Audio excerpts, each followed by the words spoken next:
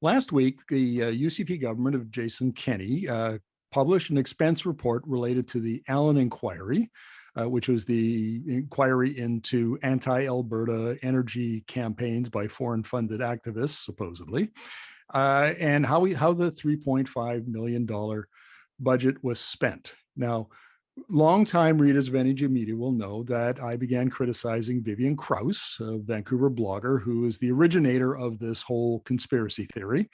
And in May of 2019, I wrote a long 9,000-word debunking of those conspiracy theories. So I'm very interested, and basically the Allan inquiry agreed with my conclusions.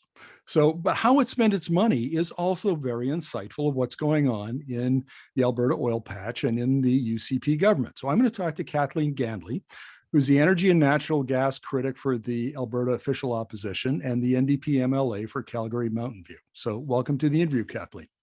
Thank you very much for having me.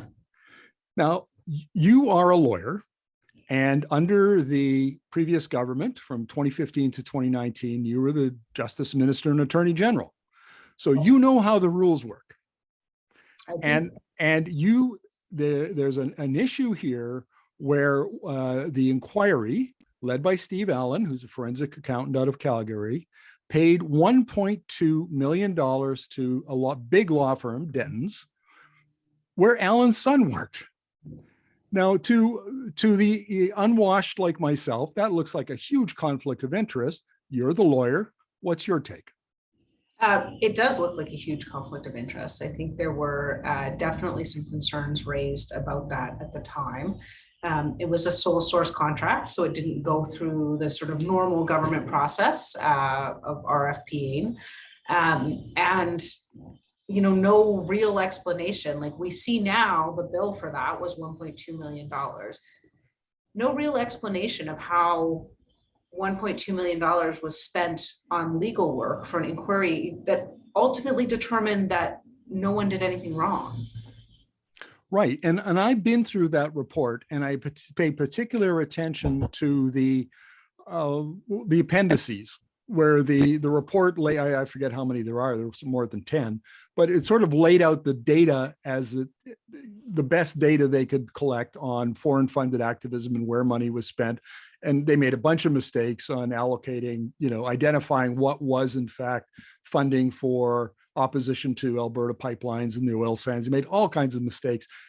So clearly you wouldn't think a law firm had anything to do with that kind of work. It looked like the work of a couple of, university students, undergrads, is what it looked like. So I would agree. I mean, it's just this. Have you had any indication from the government as to details, and can we get details of how that 1.2 million was spent? Yeah, unfortunately, I think that this is them sort of providing the details, or at least from their perspective, providing the details. But I mean, it's my opinion that they owe Albertans a lot more. They owe far more of an explanation as to how this money was spent, especially in light of the fact that the inquiry found no one did anything wrong. So at the end of the day, they didn't find that any of the allegations were substantiated, but more so, this was sort of sold to the public as a way to create jobs and to get pipelines built and those sorts of things. And it didn't achieve either of those goals. In fact, if anything, it made us look worse on an international stage. It made, I think it was embarrassing to Alberta. It made us look like, we're on a wild goose chase after those who have the wrong opinions. And I think that that's a real concern when we're trying to present ourselves as serious about climate change on an international stage in order to attract investment. Now let's talk about some of the monies that were spent. So Vivian Krause got $35,000, despite the fact that all of her work apparently was, her research was already published. Allan himself collected almost $400,000, and the executive director was paid almost $240,000. And again, what I come back to is I don't have a problem paying that money in an inquiry if I got something for it. That's the problem. The report was pretty thin gruel for the amount of money that was paid out to these people. Yeah, I totally agree. I think the public is right to question, what did we get in return for our money? What work was actually done? Because it seems like, from what you can see in the report, that um, it was fairly clear that nothing had actually gone wrong, right? And that's in fact the conclusion that the report ultimately draws. Now, I mean, as a completely separate issue, the premier himself and the energy minister have clearly tried to, I would say, misrepresent the conclusions of the report to the public. But the report itself doesn't conclude that anything occurred. And I find it, even at the stated rate that Denton's was paid at $400 an hour, you're looking at almost 3,000 hours of legal work. I mean, that doesn't look like 3,000 hours of legal work to me. So it seems like they maybe owe the public a little more of a breakdown of how that money was spent. Well, I want to make one thing really clear here, Kathleen, and that is I was told by people who were, like Zipporah Berman, who actually managed the tar sands campaign, that that campaign received $40 million over the course of 10 years from American foundations. So this is essentially a $4 million a year campaign, which, if you're opposing the oil sands and pipelines, is not a whole lot of money.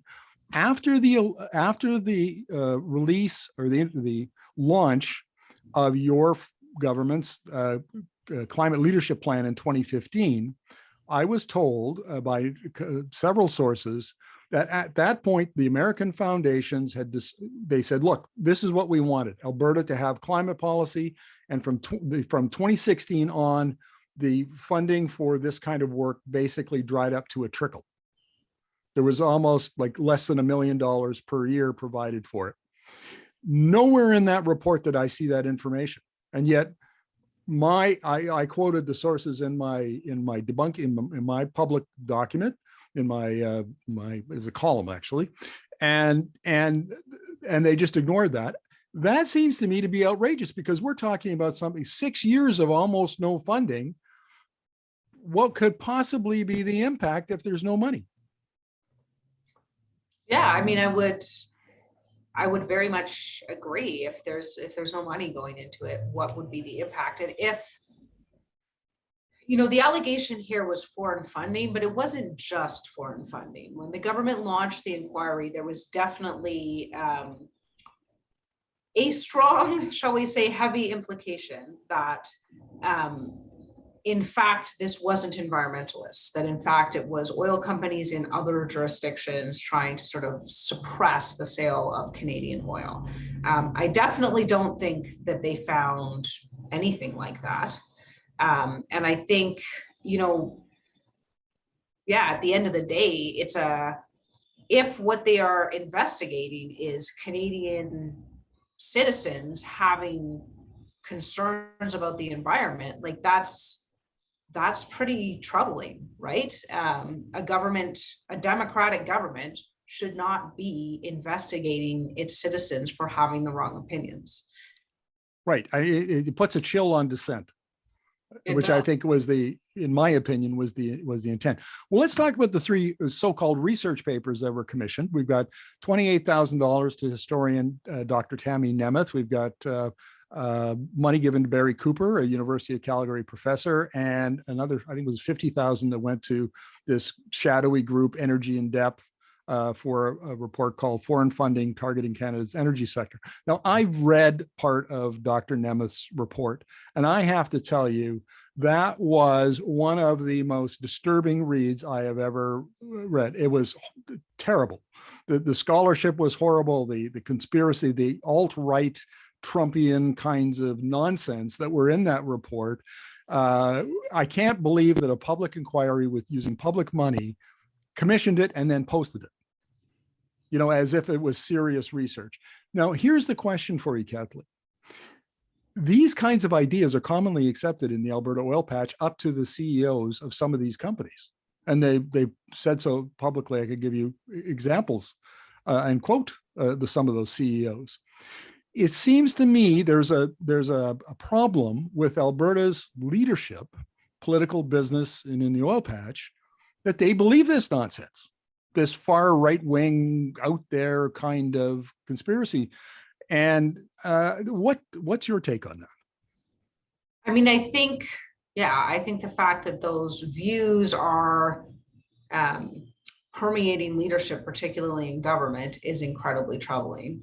I do think that I have talked at least to some leadership, executive leadership in oil companies that don't think that understand the science of climate change and that want to contribute to those goals. But I think, the fact that we have a sitting government that would launch an inquiry like this in the first place, and then that the inquiry itself, which is ostensibly a very sort of serious legal matter, would go on to commission these types of reports. I mean, they're junk science, they're conspiracy theories, and that's not even me. Like, those are experts in the field who have said that about this work. And I think it, again, makes it more difficult to make Alberta's case internationally. So, you have international investors who have real concerns. ESG is a real thing. That's a thing that drives investment decisions the world over. And then you have a government that not only is sort of barely paying lip service to caring about this sort of thing, but they're wandering around with war rooms and inquiries, and they're commissioning junk science. That's incredibly problematic, and it makes it difficult for those who are serious to make Alberta's case. Yes, we wonder why investors are not lining up to pour money into pipelines and Alberta oil projects. Well, just to sum up, the Allan inquiry is hugely problematic from a political point of view, because while there were some waves, but not that long ago, if this had been done 10 or 20 years ago, this government's fall on this kind of nonsense. It's that egregious. And in Alberta, there was kind of a bit of a tempest in a teapot and a shrug of the shoulders, and then went on to the next, scandal from the UCP government. That's got to be troubling to, Alberta politicians who aren't in that camp. Yeah, I mean, I think it is troubling. I think this inquiry was a huge problem. It was looking for something that it concluded didn't exist. Arguably, I think it was reasonably obvious that it didn't exist, because, of course, we received Ms. Cross's work when we were in government, and we sought several legal opinions on it. There wasn't a lot of substance there, according to those opinions. And so we see this inquiry, it takes an extra year, it costs a whole bunch of extra money. They're spending tax dollars that belong to all of us, on junk science, on conspiracy theories. They have this huge contract with a law firm that, ultimately we don't really know what value was provided. And so at the end of the day, what we did was we spent $3.5 million on basically nothing.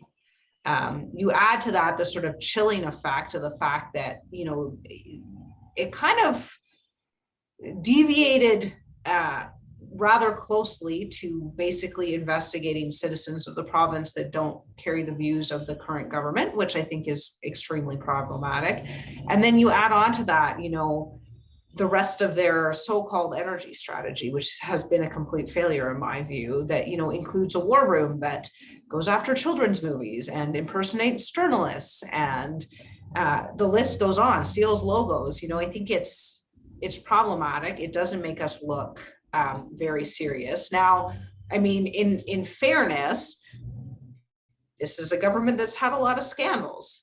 So I guess maybe the public at a certain point becomes exhausted in terms of sort of hearing about the ways in which this government funnels money to friends and insiders. But I think this was a very serious matter. And I think the inquiry itself was problematic. I think the sort of sales job, if I can say it that way, that the Premier and the energy minister have attempted to do subsequently with the inquiry. They held the inquiry. The inquiry found that nothing had been done wrong. And then they trot out and say, we have a right to be angry. Yeah, I don't think that's. Well, final question, Kathleen. What are Albertans telling you? What are you hearing on the doorstep? What kind of feedback are you getting about the Allan inquiry? Is it going to factor into the upcoming election next year?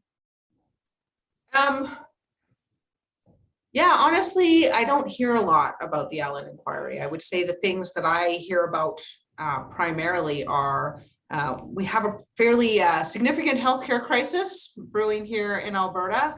The UCP government decided to take a direction that pushed the system to the brink of collapse multiple times. They tore up contracts with doctors and nurses, and we have a system that shows it. People are concerned about that. We hear big concerns about the cost of everything. Insurance has gone up, energy prices have gone up, tuition has gone up under this government. So those are, I think, the issues that Albertans are most concerned about. But I think the inquiry itself doesn't come up, but I think this sort of the strategy of the government, the energy strategy that includes the inquiry, that includes the war room, that basically includes thumbing their nose at anyone who is concerned about climate change, it hasn't generated jobs. It hasn't gotten them another pipeline. And that I hear about a lot. Interesting. Well, Kathleen, thank you very much. Really appreciate this. Thanks so much for your time.